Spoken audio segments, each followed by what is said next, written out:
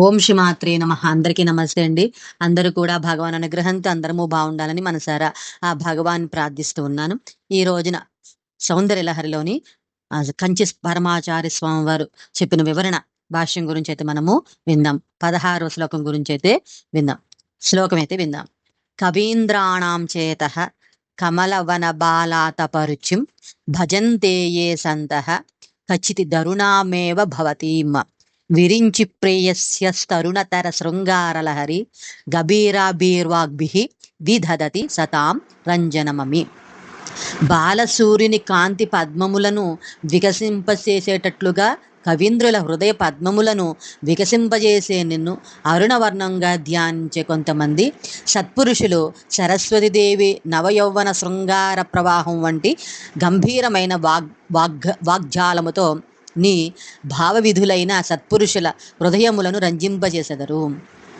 కిందటి శ్లోకంలో మనము పరమ సాత్విక స్వభావంతో తెల్లటి వర్ణము కలిగిన తల్లిగా వాగ్దేవిని స్తోత్రం చేసిన ఆచార్యుల వారు ఆమెను ఈ శ్లోకంలో రాజస కోణంలో అరుణవర్ణగా వర్ణిస్తూ ఉన్నారు. సూర్యుని సారథిని అరుణును అంటాం. అతడు సూర్యుని కంటే కొంచెం ముందు ఉదయిస్తాడు కదా, దానిని అరుణోదయము అంటాం. ఈ అరుణుడు ఎర్రటి ఎరుపు. ఆయన ఉదయిస్తున్నప్పుడు తూర్పు దిశ ఎర్రటి కాంతులు ఈనుతూ ఉంటుంది. అసలు అరుణం అంటే ఎరుపు అని అర్థం. అటువంటి అరుణ కాంతులతో అంబిక ప్రకాశిస్తూ ఉంటుంది. ఎర్రటి ఎరుపుగా అంబికను ఎవరైతే ప్రార్థిస్తారో వారికి రజో సంబంధమైన శృంగారపూరితమైన కవిత్వం సిద్ధిస్తుందంటారు ఆచార్యుల వారు.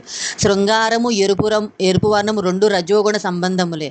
కాబట్టి అరుణారుణంగా భావించబడిన అంబిక అటువంటి అనుగ్రహాన్ని ప్రసాదిస్తుంది. ఇక్కడ శృంగారము సామాన్యార్థంలో వాడబడే పదం కాదు. కామేశ్వరుల మిథున భావంలోని అంతార్థాన్ని అవగతం చేసుకుని వర్ణించగలడం శృంగారం. ఆ ఆది దంపతుల శృంగారము వెనుకనున్న శృంగార పరమార్థాన్ని ఆస్వాదించి ఆనందం పొందగలిగిన వారు సతాం సజ్ఞనులు లేక సాధువులు.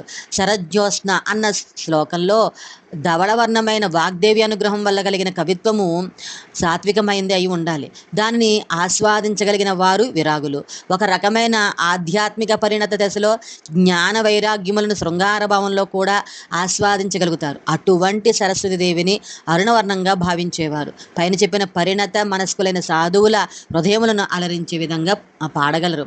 క్రిందటి శ్లోకంలో అంబికను ధవళమూర్తిగా ఆరాధించి తేనె పాలు ద్రాక్ష వంటి మధురిమ కలిగిన వాకులు పొందిన సాధువులు ఈ శ్లోకంలోని అరుణ సరస్వతిని ఆరాధించిన కొద్దిమంది మహాత్ముల చేత చేయబడిన గంభీర వాగ్జాలమును ఆస్వాదించగలిగిన రసికులు ధవళ సరస్వతి అనుగ్రహాన్ని పొందిన మధురిమ గల కవుల సాధారణమైన సాధువులు. మరి ఈ శ్లోకంలో కవులు ఎవరు? వారు సొంత సాధు శ్రేష్ఠులు. ముందటి శ్లోకంలోని సాధువుల కంటే ఉన్నత స్థితి కలవారు. ఎందుకంటే కతిచిత్ సంతహ కొంతమంది సాధువులే తాము పురుషోత్తమని నాయికగా గుర్తించుకొనగలిగిన వారు మాత్రమే శృంగారపరమైన కవిత్వం వ్రాయగలుగుతారు. ఆ కొద్దిమంది సాధువులు మాత్రమే మనలను ఆత్యంతిక స్థితికి చేర్చగల సత్యములున్న శృంగారభరితమైన పాటలను పాడగలరు. ఇక మిగిలిన సాధువులు దానిని ఆస్వాదించి ఆనందించగలరు. ఆచార్యులు వారు ఇక్కడ రంజనము అనే పదం వాడారు. ఈ పదంలో శ్లేషం ఉంది. రా అనే వర్ణము అక్షరము ఎరుపు రంగును సూచిస్తుంది. అగ్ని ఎరుపు రంగు కాబట్టి కామాగ్ని వాంచర్రతో సూచించబడుతుంది. రం ప్లస్ జనము ఎరుపును జనింపజేసేది పరిపక్వ స్థితి అన్నమాట. పండిన ఫలము ఎర్రగా ఉంటుంది కదా, ఎండిన ఫలము తగలబడుతున్న కంటే అంతటి ఎరుపుగా ఉంటుంది కదా. అరుణారుణమైన వాగ్దేవిని ధ్యానించి సంపూర్ణంగా పరిణతి చెందిన సాధువుల చేత చేయబడిన కవిత్వం మిగతా సాధువులకు పరిపక్వమైన ఆనందాన్ని కలిగిస్తుందని దీని భావం. ఈ సరస్వతి అరుణ అంటే ఎరుపు వర్ణం.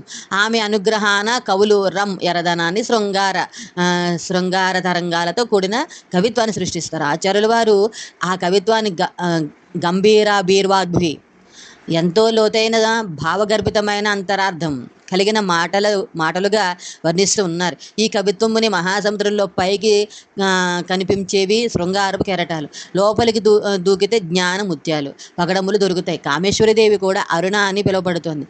అరుణాం కరుణాంతరంగితాక్షం అన్నది ఆమె ధ్యాన శ్లోకం.